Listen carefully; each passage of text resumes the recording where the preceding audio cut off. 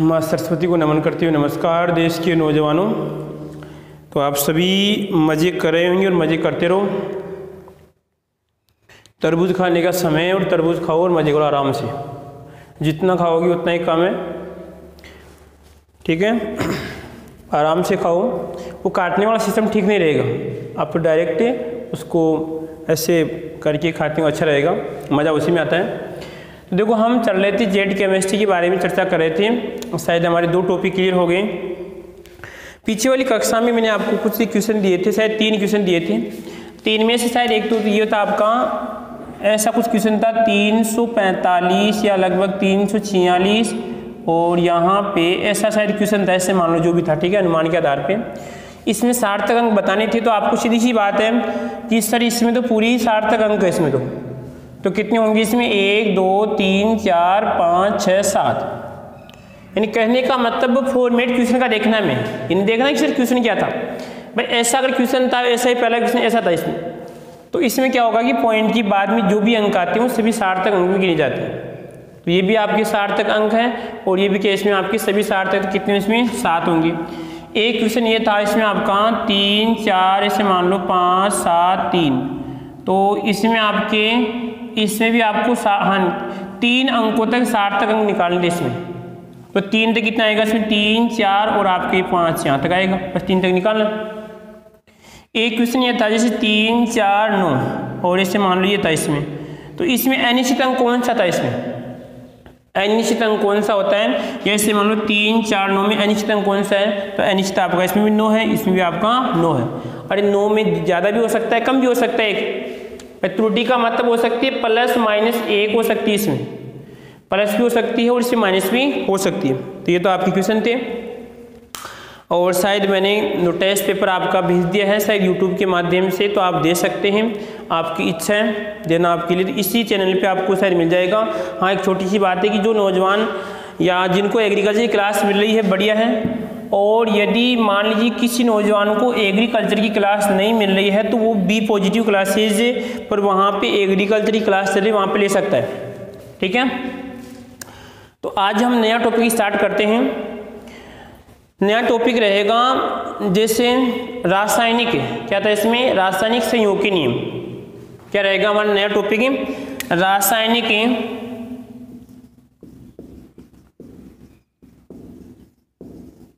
संयोग, रासायनिक संयोग का नियम। क्या रहेगा, रासायनिक संयोग का नियम। यदि हम इसे बात करते हैं तो इसका होगा केमिकल, तो ये कह सकते हो आप लॉ ऑफ इसमें केमिकल कॉम्बिनेशन।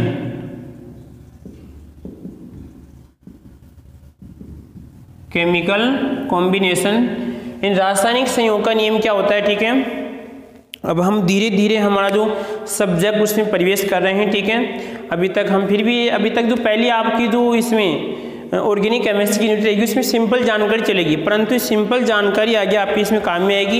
ये मत सोचना कि सिंपल है, क्योंकि जब तक केमिस्ट्री का आपको थोड़ा बहुत बेस तैयार नहीं होगा तो आगे नाचने में मज़ा नहीं आएगा आपको, ठीक है। तो कौन कौन से पहले हम रासायनिक संयोग के नियम को समझते हैं। देखो यहाँ पे इसको समझने के लिए एक तो हमें जानकारी होनी चाहिए इस तत्व के बारे में कि तत्व क्या होता है। तो ये बोल रहा है जब कोई 2 तत्व किसे कहें कि समान प्रकार के परमाणुओं से मिलकर बना क्या होता है, इसमें एक तत्व होता है जिसमें सभी परमाणु क्या होते हैं, समान होते हैं, वो तत्व कहलाते हैं। और आवर्त सारणी में कितने तत्व है भाई, 118 तत्व अभी तक हमें ज्ञात हो चुके हैं, ठीक है। तो वो सभी को आपको आवर्त सारणी में व्यवस्थित किया गया है। तो उसके बाद में देखना है कि इसकी हम परिभाषा बनाएं कि तत्व निश्चित अनुपात में रासायनिक संयोग करते हैं। क्या करते हैं, कोई भी तत्व क्या होता है, एक निश्चित अनुपात में दूसरे तत्व के साथ क्या करता है, दूसरे तत्व की परमाणु के साथ क्या करता है, संयोग करता है। और इसके व्यवस्थित क्रम को हम क्या कहते हैं, रासायनिक संयोग का नियम कहते हैं। क्या कहते हैं, रासायनिक संयोग का नियम कहते हैं। वापस सुनिए ध्यान से, तत्वों के निश्चित अनुपात में रासायनिक संयोग के व्यवस्थित क्रम को रासायनिक संयोग का नियम कहते हैं। ठीक है, अब यहाँ पे देखना है कि रासायनिक संयोग के नियम हम कौन कौन से नियम पढ़ेंगे। तो लगभग हम 5 नियम पढ़ेंगे। कितने पढ़ेंगे हम? 5 नियम पढ़ेंगे। तो जो पहला हमारा नियम होगा, पहले अगर नियम की बात करते हैं तो पहला आएगा इसमें द्रव्यमान। क्या आएगा इसमें? द्रव्यमान संरक्षण का नियम। क्या होगा? द्रव्यमान संरक्षण का नियम पढ़ेंगे। दूसरा हम पढ़ेंगे यहाँ पे निश्चित अनुपात का नियम। क्या पढ़ेंगे रे? निश्चित अनुपात का नियम। ठीक है, और हम तीसरा पढ़ेंगे इसमें गुणित अनुपात का नियम। ठीक है, और हम यहाँ पे चौथा पढ़ेंगे तुल्य अनुपात का नियम। और पांचवा पढ़ेंगे हम यहाँ पे गैसीय आयतन का नियम। इसका हो जाएगा गैसीय आयतन का नियम। तो 5 नियम है। पहला द्रव्यमान संरक्षण का नियम है, दूसरा निश्चित अनुपात का नियम है, फिर गुणित अनुपात का नियम है, तुल्य अनुपात का नियम और गैसीय आयतन का नियम। ये जो नियम थे आपके लगभग 11वीं क्लास में आपने पढ़े थे, परंतु एक नौजवान था, शायद इस बालाजी स्कूल का था। ठीक है, तो वैसे बोल रहा था कि सर हमने तो 11वीं पढ़ी नहीं इन लगभग विशेष तरीके, तो इसमें मेरा क्या दोष है? जब नहीं पढ़ी तो मैं क्या करूँ इसमें बताऊँ? तो गलती तो इसकी। ठीक है, तो मैंने बोला कि भाई देखो इसका कोई समाधान नहीं है, अगर नहीं पढ़ी तो ध्यान से क्लास से रेगुलर है, सीधी सी बात है, ये इसका समाधान है। तो आपने जिन नौजवान 11वीं अगर बढ़िया अच्छी तरह तैयारी की है कोई दिक्कत नहीं, परंतु 11वीं वाले चल रहा है पूरा सिस्टम यहाँ पर है, जो अभी तक मैंने बताया पूरा सिस्टम 11वीं का बताया मैंने आपको। तो फिर देखिए रासायनिक संयोग के नियम में पहला आपके द्रव्यमान संरक्षण का नियम होगा, निश्चित अनुपात का नियम होगा। साथ साथ दिमाग में पिक्चर बननी चाहिए दिमाग में कि हाँ पहला ये था, दूसरा ये था, तीसरा था। उसके बाद में निश्चित अनुपात का नियम है, गुणित अनुपात का नियम, तुल्य अनुपात का नियम, गैसीय आयतन का नियम है। ये नियम किससे संबंधित है? इसका मतलब ये है कि जैसे मान लीजिए कोई तत्व का परमाणु दूसरे तत्व के परमाणु से जुड़ने के लिए कुछ नियम होते हैं। जैसे मान लीजिए आप कभी किसी स्कूल में जाते हो, किसी कोचिंग में जाते हो, तो कोचिंग और स्कूल के कुछ नियम होते हैं। कोचिंग और स्कूल के कुछ नियम होते हैं, टाई लगा के आना है, या मान लीजिए कुछ अगर बालिका है तो उसको चोटी करके आनी है, या अगर मान लीजिए नाखून है टाइम पे आना है, ये काम करना है। ठीक है, तो नियम होते हैं। तो ये कह रहा है इसी प्रकार इसका भी सिस्टम है कि अगर मान लीजिए कोई तत्व के 2 परमाणु या मान लीजिए किसी तत्व के दूसरे तत्व के परमाणु आपस में जुड़ते हैं तो कुछ नियमों का उसको पालन करना पड़ता है, उस नियमों के अनुसार जुड़ते हैं। ठीक है, तो वो नियम पढ़ेंगे हम। पहला नियम पढ़ेंगे इसमें, आप पहला कौन सा पढ़ेंगे इसमें? हो सके तो हम 2 नियमों को क्लियर करने की कोशिश करेंगे आज। अब इसमें आपका हमें साथ चाहिए थोड़ा बहुत कहने का, मतलब आप कमर सीधी करके बैठ जाइए और आराम से। तो पहला कौन सा पढ़ेंगे इसमें? द्रव्यमान संरक्षण का नियम। कौन सा पढ़ेंगे इसमें? द्रव्यमान संरक्षण का नियम। तो आ जाओ देश के नौजवानों, इधर नहीं आना है, केवल अपनी जगह आना। ठीक है, तो पहला कौन सा होगा इसमें? द्रव्यमान संरक्षण का नियम। क्या पढ़ेंगे? द्रव्यमान संरक्षण का नियम, लॉ ऑफ कंजर्वेशन। क्या पढ़ेंगे इसमें? कंजर्वेशन ऑफ ये आपका मास। ठीक है, पहले हमें शब्दों को समझना है, किसी चीज़ की हम डायरेक्ट नहीं करना। जैसे मैंने बोला कि आपको तरबूज खाना है, तो तरबूज खाने का भी सिस्टम है, तरबूज खाने का भी सिस्टम है। ऐसे नहीं कि डायरेक्ट आपने पूरा सिस्टम उठा लिया, जो भी है आप खा रहे हैं भाई, हो सके उसका जो तरबूज का पानी होता है वो भी आपको काम में आना चाहिए। ठीक है, कुछ नौजवान तो जो भी है खाने का अलग सभी का सिस्टम होता है। तो देखो द्रव्यमान को समझना है पहले। तो देश के नौजवानों और भारत के वासियों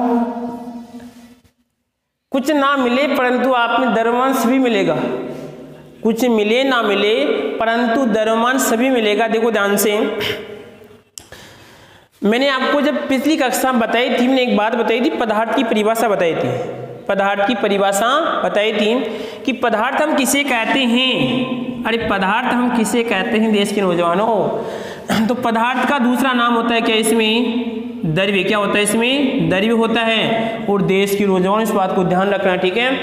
और एक होता है आपका द्रव्य, बिल्कुल आप जानते भी हैं परंतु हमारा काम बताने का है तो हम जरूर बताएंगे। तो द्रव्य तो क्या होता है, यहाँ पे इसकी एक अवस्था होती है जो लिक्विड अवस्था पाई जाती है, और ये हम क्या कहते हैं, इसमें ठोस, द्रव्य, गैस, प्लाज्मा और कौन सी आपकी बीच अवस्था आती है। तो पदार्थ का दूसरा नाम क्या होता है? द्रव्य होता है। तो मैंने आपको बताया था कि पदार्थ किसे कहते हैं? जिसका निश्चित द्रव्यमान हो, जिसका निश्चित द्रव्यमान हो और कुछ ना कुछ स्थान घेरता हो।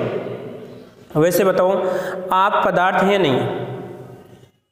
और हम आपसे से पूछ रहे हैं कि आप पदार्थ है या नहीं? यदि आप में दो कंडीशन लागू होती है, कौन सी? यदि आपका द्रव्यमान और यदि आप स्थान घेरते हैं, स्थान घेरते हैं, तो इसका मतलब क्या है कि आप पदार्थ हैं। बात समझ रहे हो क्या है हमारी सिस्टम कहने का मतलब? कि पदार्थ होगा जो द्रव्यमान, जिसका निश्चित द्रव्यमान होगा और स्थान घेरेगा, वो पदार्थ कहलाएगा। तो हमें इस द्रव्यमान को देखना है कि सर द्रव्यमान क्या है। अब यदि मान लीजिए कोई भी इस प्रकृति के अंदर जो भी आपको वस्तु दिख रही है उसका सभी का द्रव्यमान होता है, और द्रव्यमान फिक्स होता है। द्रव्यमान क्या होता है? फिक्स होता है। यदि कोई, अगर मान लीजिए जिसमें मान यहाँ पे लिखा मैंने मास, क्या लिखा मैंने? मास लिखा, और एक होता है इसमें आपका वेट होता है। क्या होता है इसमें आपका? एक वेट होता है। तो वेट अलग बात, और यहाँ पे मास, तो हम किसकी बात करूँ? द्रव्यमान की बात करूँ। द्रव्यमान हमेशा क्या होता है? फिक्स होता है। बदलता कौन है इसमें? आपका भार बदलता है। अब बदलता कैसे? देखिए यहाँ पे देखिए, अगर मैं कहूँ कि कोई वस्तु है वो कितने की है? 40। कितने की है? 40 की है। अब 40 क्या होगा इसमें बताओ? अरे 40 उसका क्या है? इसका द्रव्यमान है। कितना उसका? 40 उसका द्रव्यमान है। अब सर 40 द्रव्यमान है तो आपने क्या किया? अब ये 40 द्रव्यमान होगा, परंतु ये कब होगा कि यदि इस पे किसी प्रकार की ग्रेविटी, बोले तो यहाँ पे गुरुत्वाकर्षण नहीं लगना चाहिए। गुरुत्वाकर्षण किसकी बात करें? यहाँ पे किसी प्रकार का इसमें गुरुत्वा और यहाँ पे कर्षण नहीं लगना चाहिए। अब गुरुत्वाकर्षण क्या होता है? खींचने वाली शक्ति। कभी कभार कहते हैं कि वो तू मेरी ओर चले और मैं तेरी ओर चले आऊँ, तो ये खींचने का सिस्टम है, ठीक है। तो कहने का मतलब पृथ्वी किसको खींचती है? चंद्रमा को खींचती है। कहने का मतलब है कि पृथ्वी सभी वस्तुओं को अपनी ओर खींचती है, क्योंकि पृथ्वी क्या लगाती है? ग्रेविटी लगाती है, गुरुत्वाकर्षण लगाती है। सभी वस्तुओं में गुरुत्वाकर्षण की क्षमता होती है। जिसका द्रव्यमान, जिसका यहाँ पे द्रव्यमान ज्यादा होगा उसकी ग्रेविटी भी क्या होगी? इसमें ज्यादा होगी, ठीक है। इसे मान सकते हैं सिंपल आपके उदाहरण के लिए समझने के लिए। तो यहाँ पे ये होगा कि जो ये 40 था, और इस 40 का मतलब ये है कि यदि इस पे कोई ग्रेविटी नहीं है तो इसका हमेशा कितना रहेगा? 40 रहेगा।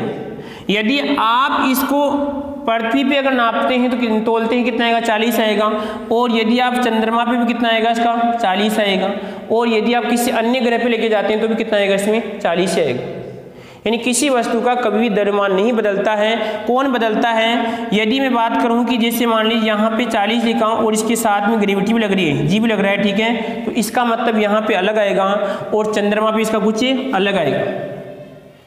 सर ये द्रव्यमान तो स्थिर है, कौन बदलेगा? साथ में इसको ग्रेविटी, जब गुरुत्वाकर्षण लगेगा, खींचने की क्षमता वो क्या करती है? इसके मान में क्या करेगी? परिवर्तन करेगी। और यदि मान लीजिए इसका m और g दोनों साथ साथ है तो इसे क्या कहते हैं बताओ? इसको हम भार कहते हैं। क्या कहते हैं? उसे भार कहते हैं। इन दोनों का गुणा क्या कहलाता है? मल्टीप्लाई भार कहलाता है, ठीक है। तो हम किसकी बात करेंगे? यहाँ पे द्रव्यमान की बात करते हैं। द्रव्यमान सभी वस्तुओं का हमेशा क्या होता है? समान होता है, और परिवर्तन हो रहा है तो इसका मतलब उसमें क्या है? उसमें ग्रेविटी लग रही है। प्रत्येक स्थिति पे अगर मैं देखो यहाँ पे फिजिक्स के अनुसार अगर हम सोचें कि सर यहाँ पर भी क्या होता है? आपकी ग्रेविटी अलग होती है, यहाँ पर भी ग्रेविटी अलग होती है, यहाँ पर भी ग्रेविटी क्या होती है? अलग अलग होती है, ठीक है। तो ग्रेविटी की अगर बात करता हूँ तो क्या आएगा, इसमें आपका भार आएगा। और यदि हम किसकी बात करते हैं, केवल अगर द्रव्यमान, तो इसमें किसकी बात करते हैं, वस्तु का द्रव्यमान हमेशा क्या होता है, स्थिर होता है। तो द्रव्यमान को हमने जान लिया। उसके बाद में संरक्षण को देखना है। संरक्षण का मतलब है बचाव, जितना हो सके उतना कोरोना से अपना बचाव करो, जितना हो सके उस कोरोना से अपना बचाव करो, घर पे रहो और आराम से सुरक्षित रहो, जितना हो सके तो किसी से संपर्क में मत करो, ठीक, जो भी आपके पास सिस्टम, ठीक है। संरक्षण समझिए बचाव, ठीक है। और यहाँ पे का नियम आप जानते हो, ठीक है। तो अब देखना है कि द्रव्यमान संरक्षण हमें क्या करना है, द्रव्यमान को बचाना है, जितना हमारे पास पहले था उतना ही हमें रखना है, तो वही कहलाएगा द्रव्यमान संरक्षण का नियम। अब देखते हैं कि किताब वाला क्या बोलता है, या यहाँ पे इसकी वास्तविक थ्योरी पे आते हैं। तो देश के नौजवानों, बात कब की है, जब आपका जन्म नहीं हुआ था, ठीक है, 1799 की है। कब की बात है, 1799 की बात है। यहाँ पे वैज्ञानिक कौन था, लाउसियस। अरे कौन था रे, लाउसियस था, लाउसी और आपका ये यस, लाउसी कह सकते हैं, लाउसियस था। लाउसियस ने क्या किया, मान लीजिए कोई पदार्थ को इसने कोई बंद पात्र लिया और बंद पात्र में किसी पदार्थ को गर्म किया। जब पदार्थ को गर्म किया और गर्म करने के बाद में इसको पहले इसका जैसे मान लीजिए वेट नोट किया और बाद में इसका पहले इसका मास नोट किया और बाद में मास नोट किया, उसके मास में द्रव्यमान में कोई परिवर्तन नहीं हुआ। केवल इस लाउसियस ने सिंपल जानकारी दी, केवल इसने सुझाव दिया। सुझाव ये से दिया कि पदार्थों का जो द्रव्यमान होता है, उस द्रव्यमान को ना तो हम उत्पन्न कर सकते हैं और ना ही हमें नष्ट कर सकते हैं। जितना यहाँ पे अगर मैं कहूँ कि जैसे कोई रिएक्शन हो रही है, ए और बी के मध्य यहाँ पे रिएक्शन हो रही है, ए में जितना द्रव्यमान होता है उतना ही द्रव्यमान किस में होगा, बी में होगा। ये सिंपल सुझाव किसने दिया, लाउसियस ने दिया। परंतु यहाँ पे देखिए बाद में अब आपको पता है कि समस्या तो सभी को होती है, और समस्या क्या होती है, सभी को होती है। लगभग कितने साल बाद में, लगभग 100 साल बाद में, कितने 100 साल बाद में, यानी इसमें 100 जोड़ दें, लो भाई सर 100 जोड़ दो, कितने आएंगे यहाँ पे 9 9 8 1 सर, एक बाकी रह गया, तो एक और जोड़ में लगभग बोला तो कितना, 1900 के अंदर एक वैज्ञानिक आता है। कौन इसमें वैज्ञानिक आएगा, इसमें लांडोल्ट। क्या आएगा इसमें, लांडोल्ट की बात करें यहाँ पर, इस लांडोल्ट ने इस प्रयोग की वास्तविक पुष्टि की, द्रव्यमान संरक्षण नियम की वास्तविक पुष्टि किसने की, लांडोल्ट नामक वैज्ञानिक ने 1900 में की। इस बात का ध्यान रखना है, ठीक है, क्वेश्चन आ भी सकता है, ठीक है, कि जो आपकी द्रव्यमान संरक्षण की वास्तविक पुष्टि किसने की, लांडोल्ट नामक वैज्ञानिक ने 1900 में की। और किस प्रकार की, देखो ध्यान से, उसने क्या कहा, उसने एक प्रकार की विशेष प्रकार की जीना, बोले तो यहाँ पे जीना नहीं, जीना, इस प्रकार की कांच की नली थी, इस प्रकार की कांच की एक नली थी। और इस कांच की नली में क्या किया उसने, यहाँ पर कांच की नली में उसने क्या किया, इसकी एक तरफ यानी एक भुजा, इसकी दो भुजाएं आपको दिख रही है, एक भुजा में तो इसने क्या किया AgNO3 और दूसरी भुजा में इसने क्या किया NaCl। क्या किया उसने, एक भुजा में तो इसने AgNO3 और दूसरी में आपका NaCl का जो भी इसने अभिकारक के रूप में पदार्थ लिए।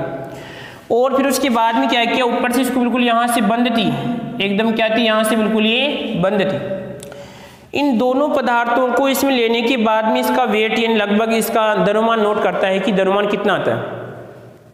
मान लीजिए इसने द्रव्यमान नोट कर लिया, हम उदाहरण के लिए मान सकते हैं कितना आ गया, कि सर ऐसे मान लो कि पॉइंट, या ऐसे मान लो कि सर कितना है 5 ग्राम, कितना आया 5 ग्राम था। तो कुछ ध्यान से समझना है, किसकी बात कर रहे हैं, 1900 में लांडोल्ट नामक ने इसको वास्तविक प्रयोग की पुष्टि की। किस प्रकार, देखो ध्यान से, एक जेना कांच की नली, क्या थी इसमें, जेना कांच की नली, ठीक है, जेना कांच की नली में यहाँ पे दो भुजाएं थी, एक भुजा में AgNO3 सिल्वर नाइट्रेट और एक में आपकी NaCl। इन दोनों पदार्थों को लेने के बाद में क्या करता है, इसका यहाँ पे द्रव्यमान नोट किया तो कितना इसे मान लीजिए, ये तो में से मानो उदाहरण के लिए 5 ग्राम, कितना 5 ग्राम आ गया। उसके बाद में क्या करता है ये नौजवान का मतलब आप जानते हो कौन से शब्द का यूज करते हैं, उसने क्या किया, ये नली इस प्रकार थी, इस नली को ऐसे उसने बार बार छीला, ऐसे बार बार उसने हिलाया। इसका मतलब जैसे आप कभी घर पे शिकंजी बनाते हो, कभी ऐसे करते हो, बनाने का आपको मौका मिला होगा, ठीक है, और मिल जाएगा कभी आने पर, ठीक है। तो उसने बार बार क्या, उसको ऐसे हिलाया। हिलाने के बाद में उसको अनुमान होगा कि रिएक्शन दोनों के मध्य क्या होगी, रिएक्शन होगी। रिएक्शन होने के बाद में उसने फिर इसका द्रव्यमान नोट किया, तो उसने देखा देश के नौजवानों इसके द्रव्यमान में कोई परिवर्तन नहीं हुआ कि सर पहले जब 5 ग्राम था तो बाद में भी 5 ग्राम ही था। पहले जब 5 ग्राम था, रिएक्शन होने के बाद देखा तो भी कितना था, 5 ग्राम था। तो इससे क्या निष्कर्ष निकला कि जब यहाँ पर देखिए इसकी रिएक्शन क्या बनेगी, अगर हम रिएक्शन बनाना चाहिए तो इसकी बन जाएगी AgNO3 सिल्वर नाइट्रेट, उसके बाद में क्या लाएगा आपका, अरे NaCl, क्या रहेगा इसमें NaCl, और उसके बाद में क्या बनेगा, आप देख लो देश के नौजवान कैसे बनेगा, कैसे बनी सर, सिल्वर का +1 होती है और सर आपका NO3 की -1 होगी। उसके बाद में सर NaCl का हम जानते हैं, इतिहास गवाह इस बात का कि जाने अनजाने में जरूर मिलेंगे, ठीक है। तो यहाँ पे प्लस माइनस, अब सर इसका प्लस इसका क्या आएगा माइनस, तो इसके साथ चिपका दो। सर इसका प्लस इसका माइनस, तो यहाँ पे क्या बनेगा रे, यहाँ पे बनने की संभावना एक तो AgCl बनेगा और एक क्या बनेगा इसमें आपका Na और आपका NO3 ये बना, यानी sir silver nitrate sodium chloride, इससे क्या बनता है, इसमें सिल्वर क्लोराइड क्या बनता है, सिल्वर क्लोराइड बनता है, जो किस प्रकार का था, श्वेत अवक्षेप के रूप में क्या होता है, प्राप्त होता है। कैसा होता है, श्वेत अवक्षेप के रूप में क्या होता है, प्राप्त होता है। तो उसने देखा कि जब ये तो अभिकारक है और इतना आप जानते हैं ये अभिकारक हैं और ये हमारे क्या है, उत्पाद है, ये अभिकारक है और यहाँ पे क्या है, ये उत्पाद है। तो जब दोनों का यहाँ पे उसने द्रव्यमान देखा तो द्रव्यमान में कोई परिवर्तन नहीं हुआ। उसके आधार पे हम कह सकते हैं कि रासायनिक अभिक्रिया में अभिकारक और उत्पाद के द्रव्यमान में कोई परिवर्तन नहीं होता है, जितना द्रव्यमान इसका है उतना ही द्रव्यमान इसका होगा।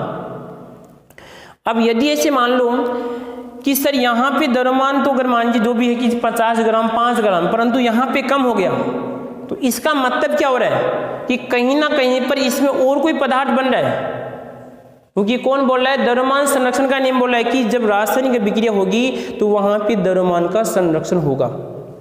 सर ना तो द्रव्यमान बढ़ेगा ना ही घटेगा, जिस प्रकार ऊर्जा का नियम होता है, ना तो ऊर्जा को उत्पन्न किया जा सकता है और ना ही नष्ट किया जा सकता है। अरे बात समझ में आ रही है। ऐसे मान लीजिए, यदि ऐसे मानो अगर दिन प्रतिदिन अगर द्रव्यमान बढ़ता रहे, दिन प्रतिदिन अगर द्रव्यमान बढ़ता रहे तो क्या होगा फिर, जैसे मैं कभी आपको ऐसा सुनने का मौका मिला होगा कि आप तो इस पृथ्वी पे फालतू बोझ है, या आप जैसे खा के इस पृथ्वी क्यों बोझ कर रहे हैं। पृथ्वी पे कोई बोझ नहीं है, पृथ्वी पे टोटल मास वही है जितना पहले था। पृथ्वी के मास में कोई परिवर्तन नहीं हो रहा है, जितना मास पहले था उतना ही मास था, यानी कहने का उतना ही द्रव्यमान, ठीक है। तो इस रिएक्शन को यहाँ पे याद रखना है। क्वेश्चन बन सकता है, एक तो इसमें वैज्ञानिक आपका वैज्ञानिक पूछ सकता है, वास्तविक वैज्ञानिक, ठीक है। सुझाव किसने दिया, लाउसियस ने दिया, ठीक है। कब दिया था, वैज्ञानिक आपकी जेनाकास की, ठीक है। और किस प्रकार उसने रिएक्शन की, ठीक है। कैसा आपका श्वेत अवक्षेप बना था, इसका नियम क्या था कि ना तो द्रव्यमान को उत्पन्न कर सकते हैं ना हम नष्ट कर सकते हैं, जितना अभिकारक में होता है उतना किसमें होगा, आपके उत्पाद में होगा। इसी प्रकार उसने फिर और प्रयोग किए, तो और को भी देख लेते हैं, और प्रयोग को भी हमें देख लेते हैं। दिख रहा होगा सर नीचे, और क्या क्या उसने इस प्रकार, एक उसने जैसे आपका अगर हम लिखना चाहें यहाँ पे एसीटेट, क्या था इसमें, लेड एसीटेट, क्या रहेगा इसमें, लेड एसीटेट की बात करें तो यहाँ पे आएगा Pb, और इसको अगर लिखना चाहें तो यहाँ पे आएगा 2। अब लेड एसीटेट की रिएक्शन किससे करवाता है, लेड एसीटेट की रिएक्शन इसने किससे करवाई, सोडियम सल्फाइड से। किससे करवाता है, सोडियम सल्फाइड से रिएक्शन करवाई। तो यहाँ पे देखिए सर क्या बनेगा, तो बना लो रे भाई, फुट दीजिए, बना लो। तो बनाने में क्या करेंगे सर, आपका CH3CO- के रूप में टूटेगा, और ये सर यहाँ पे देखिए Pb, क्या इसमें ले भाई 2 Pb, तो यहाँ पे कितना आएगा, +2 आएगा। उसके बाद में सर इसको तोड़ लो तो यहाँ पे आएगा Na+, यहाँ पे 2 आएगा, और S- कितना आएगा, यहाँ पे 2 आएगा। बना लो। तो सर इसका आएगा प्लस, इसका यहाँ पे माइनस, तो यहाँ पे क्या बन जाएगा PbS, एक तो बन जाएगा इसमें, यानी लेड सल्फाइड। क्या बन गया आपका लेड सल्फाइड। इसका नाम यहाँ पे लिख रहे हैं, क्या जाएगा इसमें लेड सल्फाइड। और कैसा है ये काला है, कैसा है काला अवक्षेप है, इस बात का आपको ध्यान रखना है। अब सर और क्या बन सकता है, अब सर इसका माइनस इसका क्या आएगा इसमें प्लस, तो यहाँ पे एक बन जाएगा इसमें CH3COONA, सोडियम एसीटेट बनेगा। क्या बनेगा सोडियम एसीटेट बनेगा। देखो यहाँ पे अगर बैलेंस करना आपको तो सर ये 2 हैं, कितने यहाँ पे ये 2 आ रहे हैं, और यहाँ पे ये भी 2 है, तो यहाँ पे 2 चिपका दो, खेल खत्म हो जाएगा, साइड हो गया वो खेल खत्म। ठीक है, तो इस प्रकार आपकी रिएक्शन बैलेंस हो गई। तो उसने ये वाली रिएक्शन की, इस रिएक्शन के आधार पर उसने बताया कि यहाँ पे द्रव्यमान संरक्षण ये अभिकारक हैं, अभिकारकों का द्रव्यमान उत्पादों के द्रव्यमान के बराबर था। अभी और भी तरीका है हमारे चेक करने का, और हम कर सकते हैं। देखो यहाँ पे इसको हम चेक करें वास्तविक बात कि सही है या गलत है। तो देखो हम Ag का हमारे पास कितना होता है, Ag का द्रव्यमान होता है 107, कितना होता है 107 होता है। चलो थोड़ा इसको हम और साफ ही बनाते हैं, थोड़ा आपको भी अच्छा दिखेगा।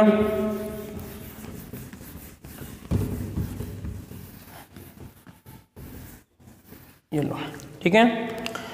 तो Ag का कितना होता है सर 107 होता है। नाइट्रोजन का कितना होता है सर 14 होता है, परमाणु द्रव्यमान की बात करें, ठीक है। और ऑक्सीजन, एक ऑक्सीजन का कितना होता है सर 16 होता है। तो 3 का कितना होगा, देखो यहाँ पे 3 का कितने हो जाएंगे 16, आपके 3 से गुणा कर दो, और आपके 32 और आपका ये 48, ठीक है। तो यहाँ पे इसी प्रकार सोडियम का, तो सर सोडियम का होगा कितना यहाँ पे 23 होता है, और Cl का कितना होता है 35.5, कितना होता है 35.5 होता है, याद रखना, ठीक काम आएगा आगे। तो अब हम यहाँ पे ये सर किसका मास दिख रहा है हमें, टोटल ये मास दिख रहा है हमें अभिकारक का, जोड़ लो सभी को, कितना आएगा 107, कितना आपका 107। तो 107 देखो यहाँ पे 7 और 4 कितने होते हैं 11 होते हैं, और 11 और 8 कितने होते हैं 19 होते हैं, और 19 से 3 कितने होते हैं 22, और 22 5 22, और यहाँ पे कितना ये 0.5 आएगा, और 22 5 कितने होते 27, तो यहाँ पे आएगा 7। अब उसके बाद देखो यहाँ पे 1 और यहाँ पे 5, और 5 से 2 कितने आपके 7, और 7 3 कितने होते हैं 10, और 10 से 2 कितने होते हैं 12, 1 बच गया, 1 इसका आएगा तो कितने 127 के आसपास आ रहा है, कितना आ रहा है 127 के आसपास आ रहा है। अब सर यदि, अब देखो ध्यान से कि सर ये हमारा अभिकारक है, ये दोनों अभिकारक कितना आ रहा है हमने देख लिया, कितना 127.5 आ रहा है, और 127 के 227 आएगा, कितना आएगा देखो जोड़ने में एक तो हासिल किया ना, यहाँ पे कितना आएगा 227 आएगा। तो सर अब इसका भी कितना आना चाहिए 227 आना चाहिए, द्रव्यमान संरक्षण के नियमानुसार इसका भी 227 आना चाहिए। देख लो यहाँ पे, अरे Ag का कितना होता है सर 107, Cl का कितना होता है 35.5, और सर Na का कितना होता है, Na का होता है सर आपका 23, और उसके बाद में कितना होता है नाइट्रोजन का 14 होता है, और ऑक्सीजन का कितना होता है, एक ऑक्सीजन का 16, तो 3 का कितना होगा रे 8, और आपका ये 43, यहाँ पे आएगा आपकी 0.5। अब 7 और 5 12, 12 और 3 कितने होते हैं 15, और 15 और 8 कितने होते हैं 23, और 23 और 4 कितने होते हैं 27, कितने बच गए 2। उसके बाद देखना यहाँ पे 5 और 5 6 और 4 10, और आपके सर ये 2 हासिल 12, 1 बच गया 127। इसका मतलब इधर भी 127 है, और इधर भी कितना आपका 127 है, और कितना फिर हासिल वाली गड़बड़ हो रही है 227 आएगा यहाँ पर। तो इसका मतलब क्या हुआ कि इधर आपका अभिकारक का द्रव्यमान भी इतना है, तो उत्पाद का भी द्रव्यमान क्या होगा समान होगा। तो यहाँ पे द्रव्यमान संरक्षण के नियम का पालन हो रहा है, ठीक है। इसको भी चेक कर सकते हो आप इसी प्रकार। तो एक रिएक्शन मैंने बता दी, इसको भी चेक करो फुर्ती से, इसको अब चेक करना चाहते हो तो यहाँ पे देखिए फुर्ती से, तो आपको ये थोड़ी जानकारी होनी चाहिए। सर यहाँ पे देखो कार्बन का कितना है, कार्बन का कितना होता है सर 12 होता है, और इसका कितना होता है 3 होता है, कार्बन का फिर 12 होता है, और उसके बाद में ऑक्सीजन का कितना होता है, यदि एक ऑक्सीजन का 16 तो 2 का कितना 32, तो यहाँ पे कितना आएगा 32। अब देखो यहाँ पे कितना हो जाएगा इसमें 44, और 44 12 56, 56 3 आपका 59। अब ऐसे बताओ कि जब इस कोष्टक वाले का कितना आ रहा है 59 आ रहा है, तो यहाँ पे 2 गुना होगा तो कितना आएगा बताओ यहाँ पे, और यह जाएगा 2 से गुना करने पे कितना हो जाएगा 9, और आपके इसमें 8 और 5 10 कितने हो जाएंगे इसमें, अरे 5 और 5 आपके इसमें 10 और कितने होंगे 111, तो यहाँ पे जाएगा 111 118 हो जाएगा। ये तो किसका आ गया, केवल इस कोष्टक वाले का। सर पीबी का कितना होता है, तो पीबी का होता है देश की नौजवान 207 के आसपास, कितना होता है 207 के आसपास होता है। अब सोडियम का कितना होता है सर, 1 सोडियम का 23, तो 2 का कितना होगा, जब 1 का कितना होता है 23 तो 2 का कितना होगा रे, 2 का हो जाएगा मल्टीप्लाई करने पे 46, कितना होगा 46 होगा। और एस का कितना होता है सर आपका 32, कितना होता है 32 होता है। ठीक है, अब इन सभी को जोड़ दो तो यहाँ पे आएगा 108 207 और कितना है 46 और कितना है इसमें 32। अब जोड़ लो कितना आएगा सर, यहाँ पे जाएगा इसमें 15 और 15 अच्छे कितने 21, 21 2 कितने आपके 23, कितने बच गए 2 बच गए। उसके बाद देखो यहाँ पे 5 और 5 3 कितने होते हैं 8, 8 2 आपके इसमें, अरे कितने हो रहे हैं ये 7 और आपके 8, हाँ ठीक है ये सही है 33। उसके बाद में कितना आएगा यहाँ पे, अगर ये कितने आ रहे हैं 30 2 10, 1 बच गया, यहाँ पे कितने 403, कितना आ रहा है 403 के आसपास आ रहा है। तो सर इसका भी कितना आना चाहिए 403 आना चाहिए उधर भी, तो चेक लो प्रति से। इसका सर वही 207 और इसका कितना हो जाएगा एस का यदि एस देखो यहाँ पे कितना है, अब एस इसमें 1 1 है तो यहाँ पे आएगा एस का 32, सल्फर का 16 32, और इसका देखो यहाँ पे इसका हो जाएगा 12 और इसका हो जाएगा 3, इसका हो जाएगा फिर 12, इसका देखो यहाँ पे ऑक्सीजन का कितने, ऑक्सीजन के 16 और 2 ऑक्सीजन की कितने हो जाएंगे बताओ 32, और उसके बाद में सोडियम का कितना 23। जोड़ दो सभी कितने होते हैं, अरे 5 5 2 7 7 3 5 कितने होते हैं 12, यहाँ पे 1 बच जाएगा। उसके बाद में यहाँ पे कितना आएगा 6 7 8 कितने 82 के आसपास, 82 का 2 गुना कर दो क्योंकि यहाँ पे 2 हैं, तो यहाँ पे 4 और यहाँ पे 164 आ रहा है, कितना 164। तो 207 इन दोनों को जोड़ो कितने हो रहे हैं 9 3 और 2, उसके बाद में 1 4 और यहाँ पे कितना होना चाहिए 9 और 4 कितने 13, और यहाँ पे कितना 0 और ये भी 400, यहाँ पे दोनों तरफ सेम आ रहा है। इसका मतलब यहाँ पर हम 2 तरीके से मैंने आपको बता दिया, एक तो सर यहाँ पे परमाणु बाहर निकाल के, और एक सिंपल तरीके के आधार पे बता दिया कि इसमें कि इसका परमाणु के आधार पे कर सकते हैं कि इसके इतने परमाणु हैं, इसके इतने परमाणु, बैलेंस के आधार पे हम इसको बता सकते हैं। तो 2 रिएक्शन कौन कौन सी बताई, एक तो AgNO3 वाली बता दी, इसमें AgNO3 की बता दी, एक इसमें आपका लेड सल्फाइड वाली, ध्यान रखना काला अवक्षेप उसमें क्या था श्वेत अवक्षेप। उसके बाद में एक रिएक्शन और देखते हैं, ठीक है एक रिएक्शन और देखते हैं।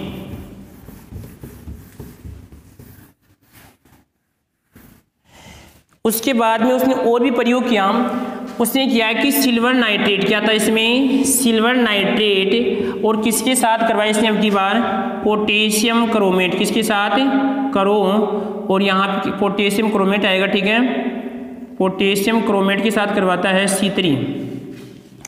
तो पोटेशियम क्रोमेट के साथ करवाया, इसका आएगा 64 12, तो पोटेशियम क्रोमेट और इसका बनेगा 64 28 और 48 8, ठीक है। अब देखो यहाँ पे पहले क्या करना है कि क्या उत्पाद बनेगा इसमें, तो सर बन सकता है इसमें Ag क्या कर लो, इसका प्लस कर लो, NO3 इसका माइनस आएगा। उसके बाद में सर आपका K का क्या बनता है प्लस बनेगा, और आपका Cr क्या इसमें, और यह जाएगा इसमें माइनस आएगा इसमें। तो अब क्या करना आपको इसमें बैलेंस करना है। सर अब एक छोटी सी समस्या हो रही, कौन सी सर, इसकी कितनी आएगी 2 आएगी, कितनी आएगी इसकी 2 आएगी, और कितनी आएगी माइनस की 2 होगी, ठीक है। अब देखो यहाँ पर, अब देखो यहाँ पर इसके साथ तो क्या जुड़ जाएगा सर ये वाला जुड़ेगा, और इसके साथ क्या जुड़ जाएगा आपका ये जुड़ेगा। तो यहाँ पे बना लो फिर क्या बनेगा इसमें Ag2 और यहाँ पर आएगा CrO3, यानी आपका सिल्वर क्रोमेट बनेगा, और यहाँ पे एक बनेगा इसमें आपका पोटेशियम नाइट्रेट, क्या बनेगा इसमें पोटेशियम नाइट्रेट बनेगा। यानी इसका मतलब ये हुआ क्या बनेगा इसमें पोटेशियम नाइट्रेट, और यहाँ पे बनेगा सिल्वर क्रोमेट, क्या बनेगा इसमें सिल्वर क्रोमेट। शायद नौजवान को दिख नहीं रहा है, देख लेते बेटा, ठीक है।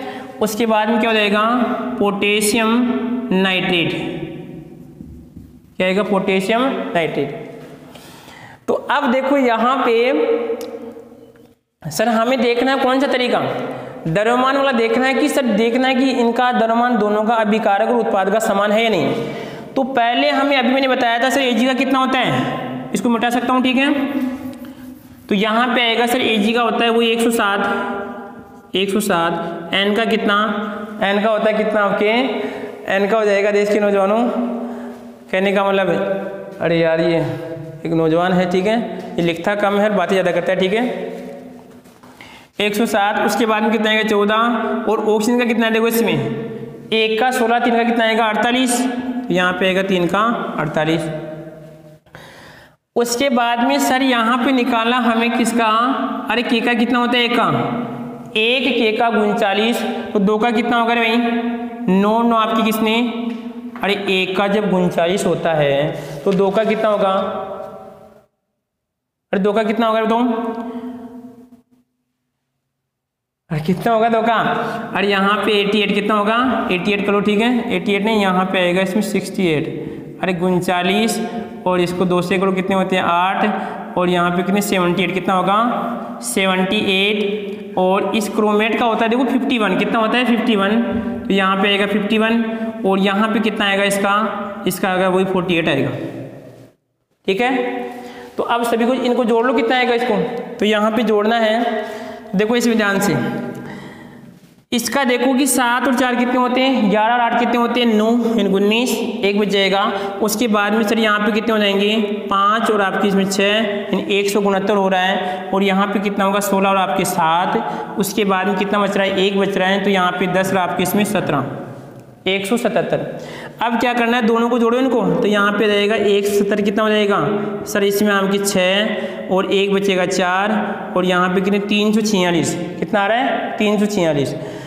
अब यदि इसका भी 346 आता है तो इसमें द्रव्यमान संरक्षण का नियम लग रहा है, यदि इसका भी अगर 346 आता है तो इसमें द्रव्यमान संरक्षण का नियम लगेगा, अन्यथा फिर यदि कहीं पर आपने गलती की होगी या तो कहीं पर इसमें और बनेगा, और नहीं बनेगा तो आपने ज़्यादा बना दिया होगा, ठीक है।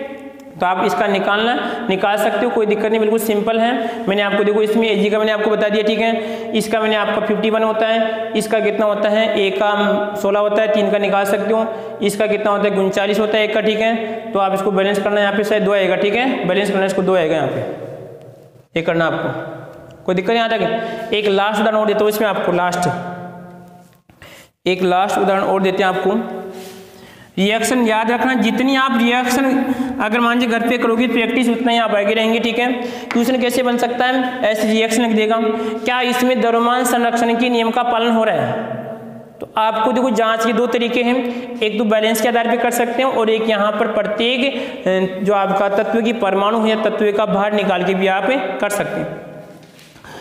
अब यदि मैं से कहूँ कि जैसे H2 और यहाँ पे ऑक्सीजन की रिएक्शन करवा रहे हैं, और मैंने कहा कि जैसे अगर यहाँ पे H2 है तो यहाँ पे मान लो 8 ग्राम तो मैंने क्या लिया यहाँ पे हाइड्रोजन ली, कितनी 8 ग्राम तो हाइड्रोजन लेते हैं, और लगभग ऐसे मान लो इसमें 4 दूना 8, और इसमें 32 ग्राम क्या ले लिया मैंने ऑक्सीजन ली। देखो ध्यान से देखना है यहाँ पर, द्रव्यमान संरक्षण के नियम के अनुसार मैंने क्या किया 8 ग्राम तो हाइड्रोजन ली, और लगभग कितनी सर 32 ग्राम के लिए मैंने ऑक्सीजन लेते हैं, कितनी 32 ग्राम ऑक्सीजन लेते हैं। तो बताओ यहाँ पे कितने ग्राम जल बनेगा, जो जल बनेगा उसका द्रव्यमान कितना होगा, जो जल बनेगा उसका द्रव्यमान कितना होगा।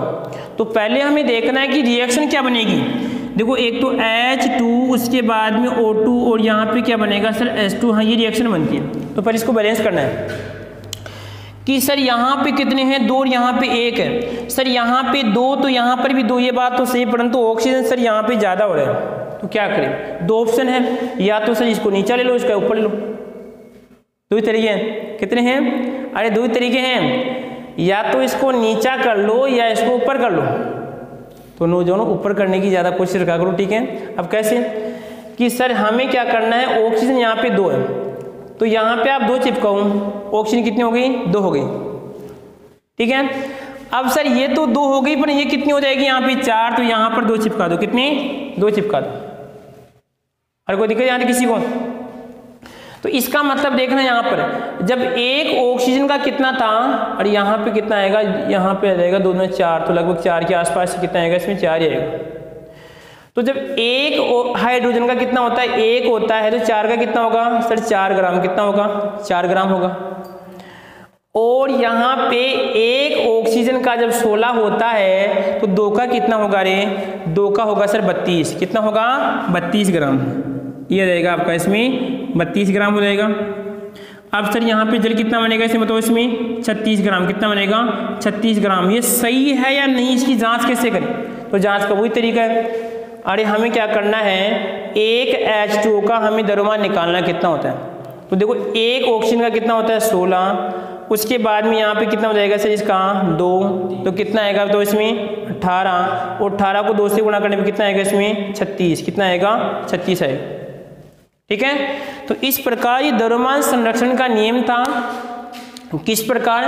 देखो क्या क्या याद रखना है इसमें। पहली बात तो हमें कि इसमें वैज्ञानिक कौन सा मुख्य आपका, इसमें 1900 की बात करते हैं, लांडोल्फ नामक वैज्ञानिक था। इसने जेना कांच की नली के अंदर क्या किया था, इसमें जो आपकी 2 अवक्षेप थे कौन कौन से, एक तो इसमें कहने का मतलब सिल्वर नाइट्रेट और आपका NaCl किया था। इसमें सफ़ेद रंग का क्या बना था, इसमें AgCl का अवक्षेप बना था। उसके बाद में लेड सल्फाइड था, उसके काले रंग का बना था, और यहाँ पे बनता है लाल रंग का अवक्षेप बनता है। इस बात का आपको ध्यान रखना है। ठीक है। द्रव्यमान संरक्षण का नियम क्या था? द्रव्यमान संरक्षण का नियम था कि रासायनिक अभिक्रिया में ना तो हम किसी पदार्थ के द्रव्यमान को उत्पन्न कर सकते हैं और ना ही नष्ट कर सकते हैं, अर्थात अभिकारक और उत्पाद दोनों का द्रव्यमान क्या होता है, समान होता है। इसे हम द्रव्यमान संरक्षण का नियम कहते हैं।